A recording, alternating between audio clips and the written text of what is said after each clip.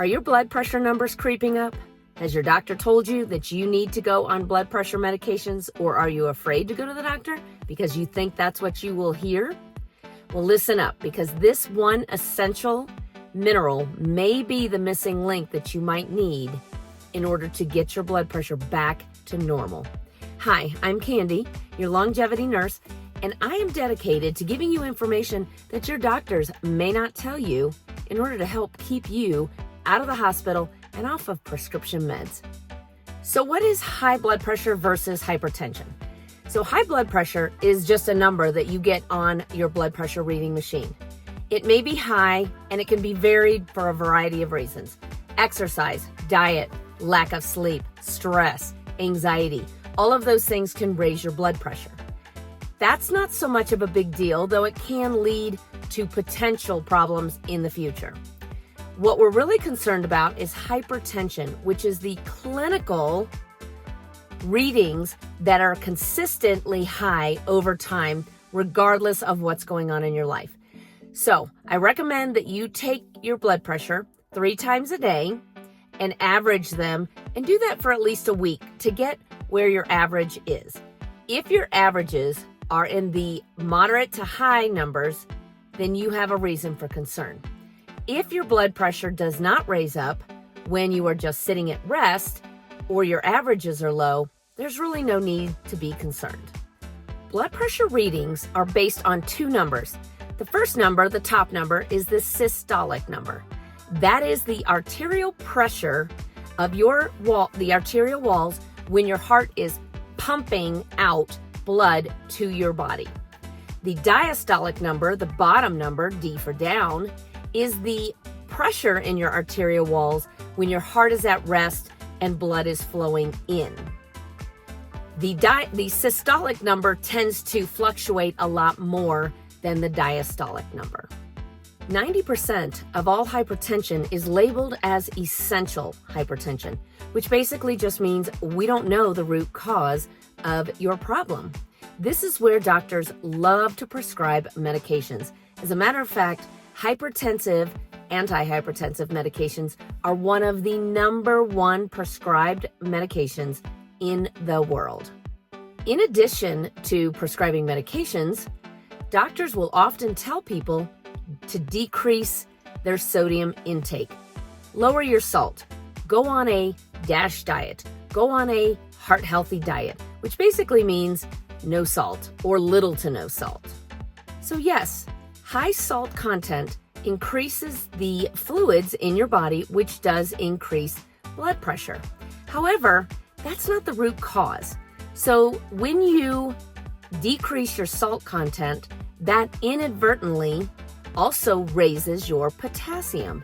Potassium is that key essential mineral that everybody needs, but most people are deficient in.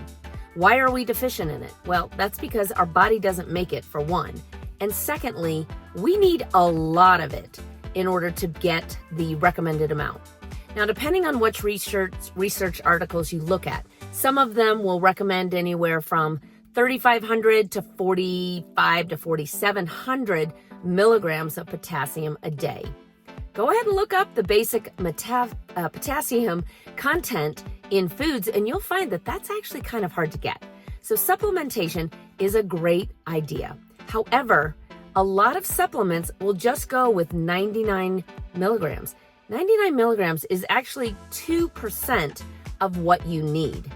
There are a lot of powders out there and different things that you can help supplement that have higher concentrations and higher amounts, but just pay attention to the labels. So why is potassium so important? Potassium helps to protect the endothelial lining of the blood vessel walls. What that does is it also helps to keep the tone and the flexibility at a healthy level. In addition, it also helps the kidneys to regulate the excretion of sodium or salt from our bodies. So as you can imagine, our diets are typically filled with a lot more sodium than they are potassium. But in fact, we need twice as much potassium ratio to sodium in our diet. Because potassium is an essential mineral, our bodies do not make it. But normally it's very good at regulating our amounts. However, if you have low potassium for an extended period of time, then your body actually loses its ability to control that amount of potassium. This is why we don't see issues typically with young people and low potassium leading to high blood pressure, hypertension, but we do in older adults because it takes time. But don't wait for that. Fix that problem now, that root cause now, before it actually becomes a problem where you're going to need medication later. So how do you know, without going to the doctor, getting blood tests, things like that, how do you know that you might have an issue? Number one, look at your diet. Look at your diet and see, what kind of a diet do you have? Are you eating a lot of sodium in your diet? Are you also eating a lot of processed foods? Do you not eat a lot of fresh vegetables and fruits and whole foods? That's one indicator that you are likely deficient in your potassium levels. Just a small amount, just enough that can creep up over time. Also, are you insulin resistant? Potassium levels help to regulate insulin resistance. This is a little known fact, but there is definite research to show this. Insulin resistance is the beginning of diabetes. So if you're diabetic or insulin resistant, if you are struggling to keep your blood pressure numbers down, this could be, the root cause could be a lower, over time, potassium amount. Do you have gut issues? So low potassium levels also have been shown to slow the digestion down, to increase bloating, nausea, and just in general, gut issues. If you have those and have had them off and on over a long period of time, this may be an indication that you have low potassium levels.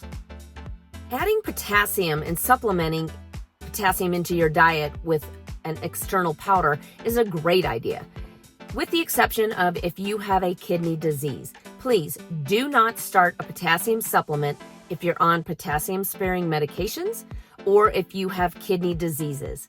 Please talk to your doctor about that. But if you're typically healthy and normal, look at your diet, look at your blood pressure numbers. Start with that, look at your blood sugar numbers and see if they're creeping up. And if they are, you may try adding potassium into your diet. And remember, we need about anywhere from 3,500 to 4,500 milligrams a day, and our body does not make it. So you must get it from food or supplementation. If you have found this helpful, please subscribe. Please give a like to this video so I can continue to make more. I hope you guys stay safe, stay healthy, and stay out of the hospital.